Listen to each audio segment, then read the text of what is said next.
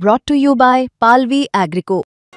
पालवी ॲग्रिको, भारताचा पहिला AI तंत्रज्ञानावर आधारित B2B आणि B2C ई-कॉमर्स प्लॅटफॉर्म. शेतीसाठी जे काही लागणार थेट तुमच्या बांधावर पोहोचणार, मोबाईलच्या एका क्लिकवर. बच्चू म्हणतात त्याच्यात काही चुकीचं नाही आहे. या आमदार लोकांना घरात जाऊन मारा लागते, कारण आमचा बाप मरून राहिला. आम्ही आमच्या भावना कंट्रोल करू राहिलो, आमची काळी दिवाळी होऊ राहिली, परंतु आमच्या भावना कंट्रोल करून आम्ही हे सांगू राहिलो सरकारला की आमचं सोयाबीन खरेदी करा. त्यामुळे आता शेतकऱ्यांना एक तर नेपाळसारखं उठाव करावा लागेल, किंवा बच्चूभाऊ म्हणतात फक्त आमदाराला मारा. मी तर म्हणतो आमदार नाही, आमदार, खासदार, केंद्रीय मंत्री, महाराष्ट्रातलं पूर्ण मंत्रिमंडळ जिथं कुठं दिसेल तिथं शेतकऱ्यांनी ते ठोकाठकी करून रुमण्याचा झटका या सरकारला, या राजकीय नेत्यांना, लोकप्रतिनिधींना शेतकऱ्याने दाखवल्याशिवाय शासन ताळ्यावर येणार नाही. शेतकऱ्याच्या बाबतीत असे स्टेटमेंट करणं माझ्यासारख्या संविधानवादी शेतकऱ्याला नाही आवडत. शेतकऱ्यासाठी बऱ्याच काही योजना आहेत आणि ते स्वतः नेतृत्वधारी असल्यामुळे त्यांनी स्वतः तरी एखादं पाऊल समोर घ्यायचं आहे. नमस्कार, मुंबई तकमध्ये आपलं स्वागत आहे. आपण सध्या अकोला जिल्ह्यातील निमकर्दा या गावामध्ये आहे. शेतकऱ्यांचे प्रश्न घेऊन बच्चू कडू संपूर्ण महाराष्ट्र पिंजून करतात. काल बुलढाण्यात त्यांनी एक स्टेटमेंट केलं आहे, पण त्यापूर्वी या निमकर्द्यामध्ये आपण पाहू शकाल की आत्ता दिवाळीचा हा दिवस आहे आणि सोयाबीन शेतकऱ्याच्या घरामध्ये आलेलं आहे. पण शेतकऱ्यांच्या सोयाबीनलाही भाव नसल्यामुळे आणि सरकारी खरेदी अजून सुरू झाली नसल्यामुळे शेतकरी हवालदिल झालेला आहे. आणि यातूनच काल बच्चू कडूंनी जे स्टेटमेंट केलं, कारण ते प्रहार जनशक्ती पार्टीचे अध्यक्ष आहेत, सर्वेसर्वा आहेत, पण त्यांनी एक फार मोठा प्रहार या ठिकाणी केलेला आहे. ते म्हणलेत की शेतकऱ्यांनी आत्महत्या करू नका, एखाद्या आमदाराला मारा, अशा पद्धतीचं त्यांनी स्टेटमेंट केलेलं आहे. त्या स्टेटमेंटनंतर संपूर्ण महाराष्ट्राच्या राजकारणात एक खळबळ उडाली आहे. काही शेतकरी आपल्यासोबत आहेत. त्यांच्या या स्टेटमेंटनंतर शेतकऱ्यांच्या मनात काय भावना आहेत, कोण या स्टेटमेंटला किंवा त्यांच्या या वक्तव्याला कशा पद्धतीने घेतो आहे, आपल्यासोबत एक शेतकरी आहे. मला एक सांगत की काल बच्चूभाऊंनी जी स्टेटमेंट केलेलं आहे की आत्महत्या करू नका, कारण हा विदर्भ शेतकऱ्यांच्या आत्महत्यासाठी समोर आलेला आहे. महत्त्वाचीच गोष्ट आहे की असं स्टेटमेंट केल्यानंतर शेतकऱ्याच्या मनातली भावना काय आहे? बरोबर आहे, बच्चूभाऊ म्हणतात ते काहीच चुकीचं नाही.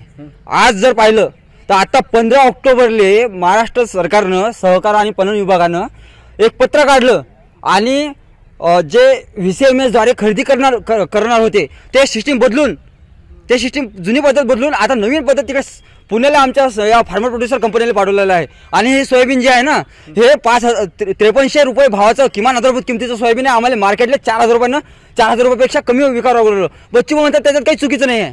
या आमदार लोकांना घरात जाऊन मारा लागते, कारण आमचा बाप मरून राहिला. अरे हे एवढं किमतीचं सोयाबीन आहे. आज रोजी दिवाळी शासन म्हणते की मदत दिली, दिवाळीच्या आधी कुठे आहे? आमच्या हातात काहीच नाही आहे. अरे आमची काळी दिवाळी होऊ राहिली, इळा पेळा टळू दे, बळीचं राज्य येऊ दे, आमच्या बापाला आत्महत्या करू राहिली. या आमदाराला घरात जाऊन माराच लागेल, हे आमची भावना आहे. आणि आम्ही आमच्या भावना कंट्रोल करू राहिलो, आमची काळी दिवाळी होऊ राहिली, परंतु आमच्या भावना कंट्रोल करून आम्ही हे सांगू राहिलो सरकारला की आमचं सोयाबीन खरेदी करा. संविधानाचं हे राज्य आहे, देश आहे. संविधानात प्रत्येकाला आपापलं मत मांडायचा संपूर्ण विचार आहे. पण बच्चूभाऊंनी हे स्टेटमेंट केलेलं आहे, काय वाटतंय नेमकं? हे सरळ आहे बच्चूभाऊ, चांगलं का आमदारले का अंदर जाऊन मारायला आमचा अधिकार आहे? कोण आमच्याजवळ हे शेती आमच्याजवळ सध्या काहीच नाही आहे. 300 भाव, 3000 रुपये भाव भेटून आम्हाला इथे सोयाबीनला.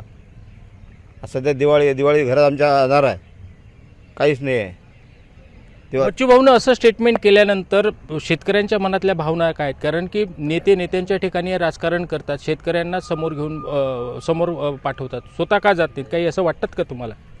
बच्चूभाऊ बोलले ते योग्य बोलले. शेतकऱ्याला सध्या मार्केटमध्ये काहीच भाव नाही आहे. त्यानुसार सरकारनं लवकर नाफेडची खरेदी चालू करायला पाहिजे. त्यांच्या वक्तव्याशी सहमत आहे शेतकरी इथला? हो. का बरं सहमत आहे त्यांच्या मताशी? आंदोलनं केली, निवेदनं दिले, उपोषणं केले, तरी सरकारला शेतकऱ्यांविषयी कुठेही जनजागृती होताना दिसत नाही.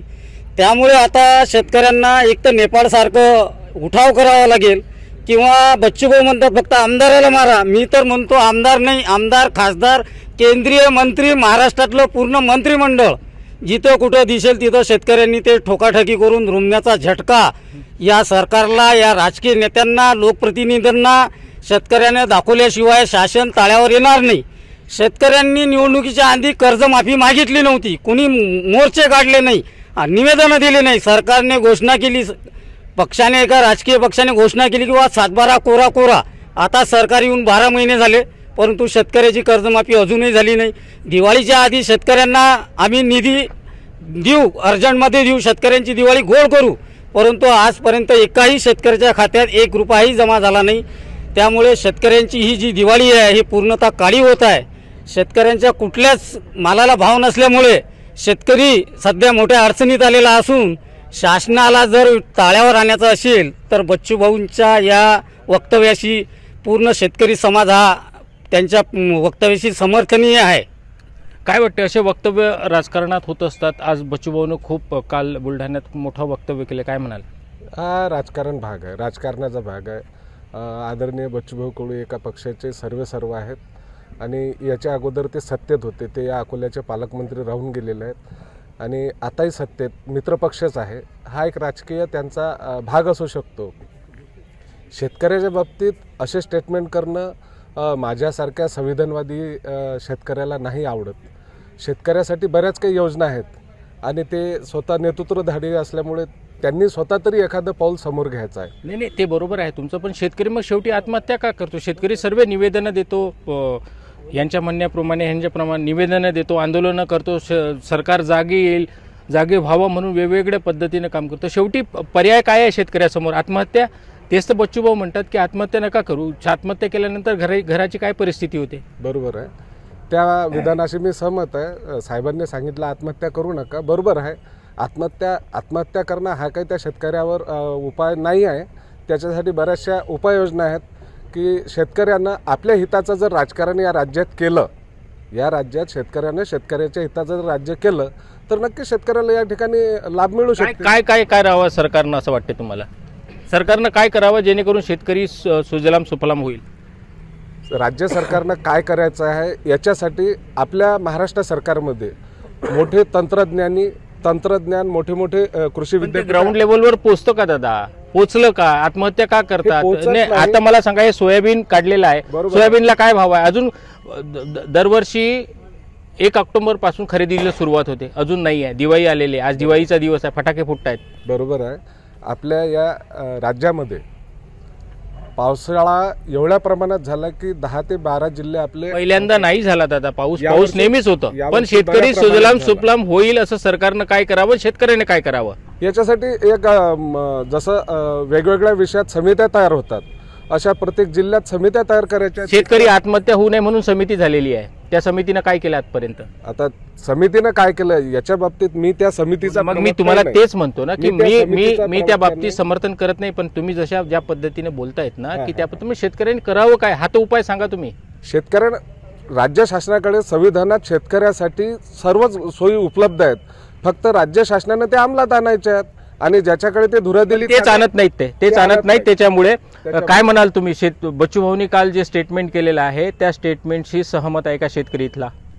आमचे जे शेतकरी नेते आहेत गोपाल पवरे, त्यांनी जे स्टेटमेंट दिलं तुम्हाला त्या गोष्टीत आम्ही सहमत आहे. आमचे पत्रकार साबळे साहेब, काय म्हणणं आहे? माझं म्हणणं तेच आहे की बच्चूभाऊंनी जे काही स्टेटमेंट दिलं ते योग्य आहे. ते योग्यरित्या त्यांनी स्टेटमेंट दिल्यानंतर आम्ही पण ते करू. जे पाऊल जे बच्चूभाऊंनी उचललं ते पाऊल आम्ही पण उचलून आमच्या गावकऱ्याचे. एक युवा शेतकरी आहे, काय वाटतं तुम्हाला? शेती करावी अशी वाटते का? आज बच्चूभाऊने जे स्टेटमेंट केलेलं आहे त्याला काय आधार आहे किंवा काय वाटतं तुला? बच्चूभाऊ कडू यांनी जे स्टेटमेंट दिलेलं आहे त्याला आम्ही सर्वजण मान्यता देतो. कारण की आजकालचा जो सत्ताधारी पक्ष आहे किंवा जे सत्ताधारी आमदार आहेत ते फक्त हिंदू मुस्लिम दंगली घडवून आणणे आणि कटकारस्थान रचणे यावरच आधारभूत आहे. पूर्ण त्यांचं जे फोकस आहे तो पूर्ण फक्त याच्यावरच आहे.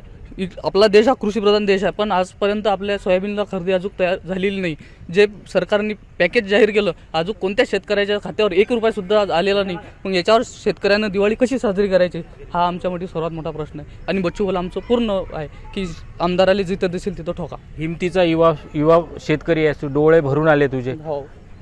काय असं वाटते? कारण की शेतकऱ्याला कोणत्या शेतकऱ्यांना जसे आमच्या साबळे भाऊंनी सांगितलं की आम्ही कर्जमाफी मागितलेली नाही, आम्ही मागितला फक्त आमच्या मालाला योग्य हमी भाव, पण तो आम्हाला मिळत नाही आहे. त्याच्यापेक्षा आमचं दुर्दैवी आम्ही काहीच नाही. बच्चूभाऊंनी केलेले स्टेटमेंट योग्य आहे, एकदम योग्य आहे. जिथं दिसेल तिथं ठोका आमदार, जिथं दिसेल तिथं ठोका. तर बच्चूभाऊंनी केलेल्या याच संपूर्ण स्टेटमेंट नंतर शेतकऱ्यातही बच्चूभाऊच्या एका पावलावर दुसरं पाऊल या ठिकाणी दिसते आहे.